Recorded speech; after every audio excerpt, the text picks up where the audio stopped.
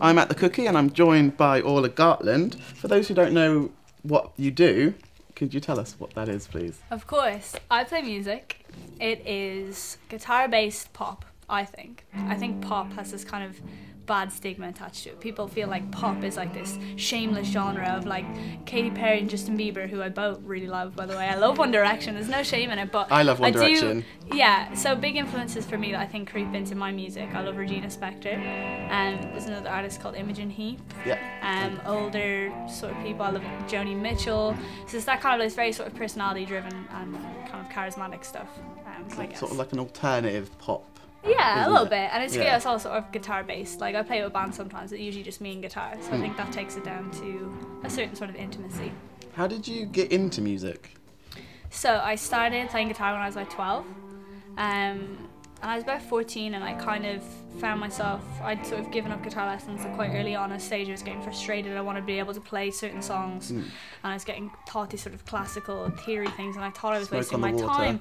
Yeah, like I don't know, I wanted to play things that I heard on the radio, so I thought, there's no teacher that's going to teach me that, so I started kind of branching out on my own, and then I suppose singing does usually kind of get naturally sort of paired with that, and I didn't have a singing teacher, and I felt like a couple of years into it, I was about 14, 15, and I kind of felt like I really wanted to do it, but I didn't know where to start, and I desperately needed feedback because I was doing everything on my own and not feeling super confident about it at that time. So I kind of thought, I'm going to get a bunch of gigs, and I'm going to have people come up to me who know what they're doing and saying, oh, you're doing this singing thing wrong, or here's something you can improve on with the guitar. But I was 14, 15, and I don't know how it works here, but in Dublin, which is where I'm from, if you can't tell by my weird accent, it's pretty difficult to get gigs when you're 14, 15, because all small gigs are in pubs and they don't want 14, 15-year-olds playing. So as an alternative to that, as a means of not necessarily, I didn't care about publishing music in my name, I just really wanted feedback. So I put some videos up on YouTube.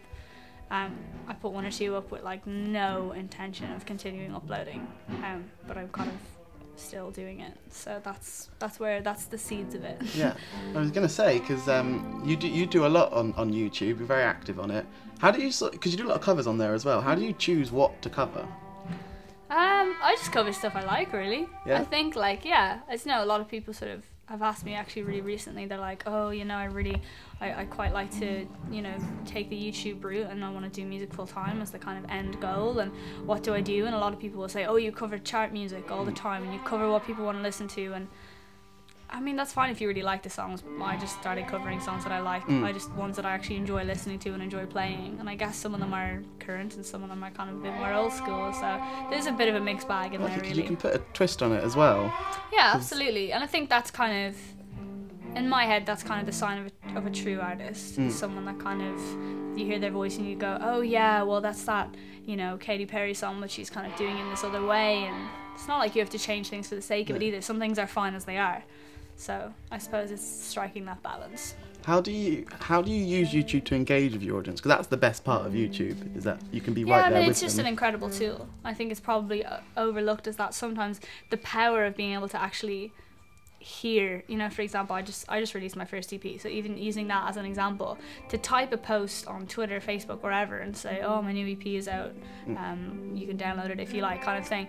There's a certain effectiveness to that, if people engage with it, if you show your personality and you're a bit humorous about it, as opposed to robotic, my EP is out, you have to reveal something of yourself when you're online. I think people really like that, but with YouTube you can actually speak to a camera, you can not exactly look someone in the eye, but you can there's a lot more sort of interaction going on there, and I think that is in itself, in terms of reaching out to people and really speaking to people and for them to listen, I think that's really incredible, because it's not like television, everything is bombarded at you, and it's very easy to switch off and be very passive, but the internet kind of puts the viewer back in control, because if you don't like a video you'll just click off it straight away. So that's kind of if someone's there watching this video about you talking about your first release, they really want to be there, so they're gonna listen.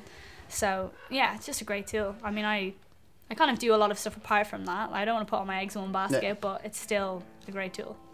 So your new EP, Roots, was out earlier this month. Has there been a good response to it? Yeah, I was really quite scared because I left it a long time. Yeah. From the beginning of uploading videos a couple of years ago to have just released something seems really quite late, and I was doing stuff, finishing school, and didn't finish till June of this year, and I didn't want to rush anything out because I knew anything I put out before then would be quite you know, just for the sake of it kind of thing. So yeah, I've been really happy with it. It's been great. So we were wondering, because we like your newest single Clueless a lot on the show, how you don't just explode with happiness when you play it. I do a little bit. I'm going to play that tonight. Oh, lovely. I don't know. Yeah, it's good fun. It's kind of like, that's super poppy. Like, Yeah. I was just like, I heard it. I heard it. I mean, I wrote it, and then I was like, okay, I really want this to be like really big and poppy, and I want the O's to be like, oh, and it's good fun. We really like it. We Thank put you, it by in the our way. A-list for play out. I know, right? I know, Who right? doesn't want that? Oh, it's amazing. Thank you. No, it's not a problem. So you're touring again next year, and I think the closest is Nottingham on Valentine's Day.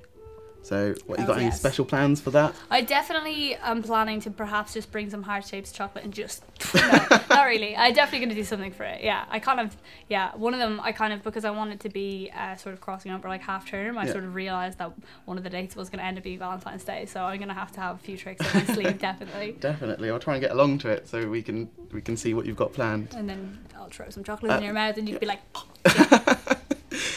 Finally, just wanted to ask you what it is you wanted for Christmas. Wow. Good. Not that I'm going to get it for you. Yeah. Oh, I didn't mean like, oh, God, so, that's just a really good question, and I wasn't expecting it, but I appreciate it. I would quite like...